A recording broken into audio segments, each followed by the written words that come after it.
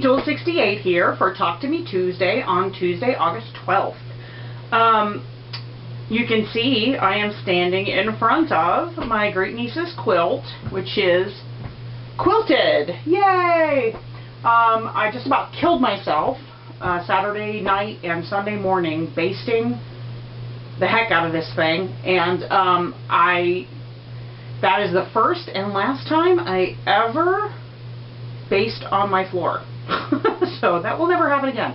Worst case scenario, you know, my past gets me in at work.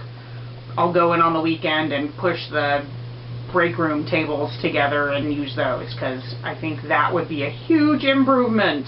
And I can make them different sizes because they're square tables. So anyway, it's here. I got it basted. I have to say, I was trying to work really quickly because I did end up using my sew line pencil, and remember when I used it for Greg's Get Well quilt, it didn't wash out. Now part of that I know is because I had to iron the fabric marker squares, and it set the grid lines from the sew line pencil. But one of the things I had read online was the longer that it's on the quilt, the better chance that it might not wash out as easily. So I put the grid lines on Sunday, kind of when I was about halfway done with the basting. I thought I should put the grid lines on, and then I moved some of the pins around so that I would know I wouldn't sew over any pins or run into any pins.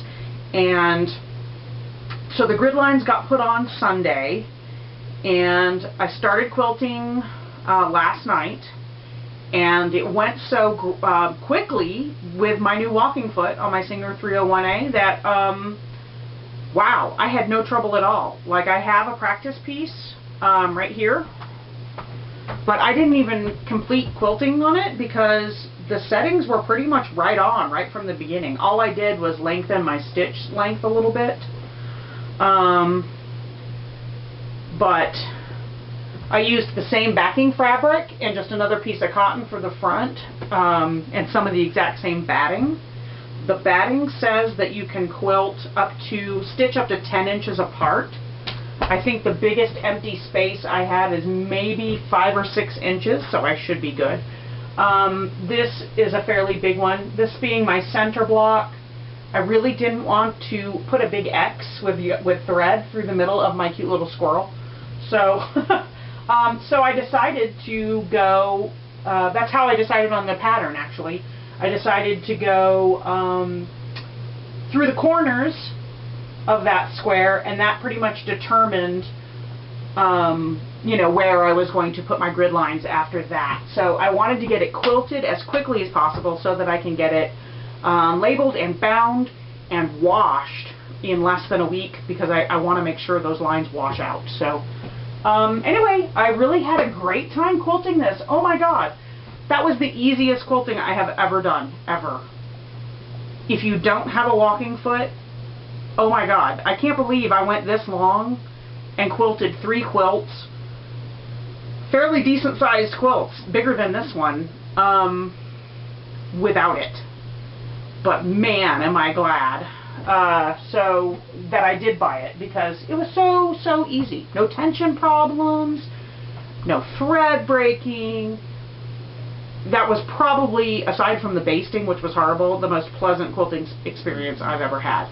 So having that under my belt, I'm very excited. I finished it this morning. I started quilting last night, got about a third of the way through, and then this morning after breakfast, before I jumped in the shower and got ready for work, I cranked out the rest of them. It was super easy. It got into a rhythm and just would like do one line, lift it up, move it over, and do a line going this way, and lift it up and move it and do a line this way, and just kept doing that as I moved outward on the quilt. And it went great.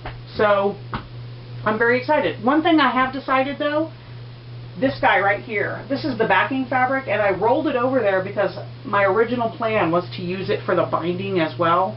And now that I've got it up there, I don't like it. So I love it on the back, and that's fine. It looks good back here. I think it's an adorable quilt back.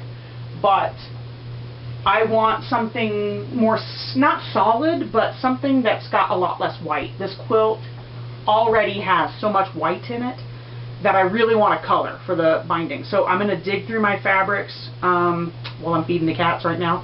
I'm going to dig through my fabrics to try to find maybe some orange, some tonals that are in bright colors. Just different colors.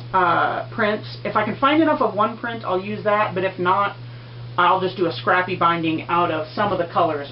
Orange, purple, yellow, green that are in the quilt, and go from there. So I think that's what I'm going to do instead. And it'll still look great, I think, with the back, but I just don't want all that white. So I guess that's it. I know I sound excited, but I was really excited at how quickly this thing came together once I got the dang thing basted. So yeah, I hope everybody has a crafty week. Don't forget, everybody that submits a video to the, that uploads a video to the Talk to Me Tuesday live journal community in the month of August will be entered for the Christmas in August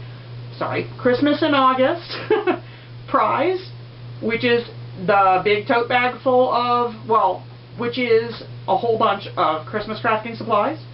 So we'll find out about that the first week of September. But meanwhile, everybody have a great week and a crafty week, and I'll see you next week. Bye! Real quickly, I'm going to show you my little setup that I used for quilting this time. I've got my Singer 301A. I've got my walking foot right there. And I have this 4-foot table, which this little table slides right under. And this 4-foot table is actually adjustable in height. It has 3 different heights. So this is the medium height, and it goes a little bit higher, and it also goes lower. I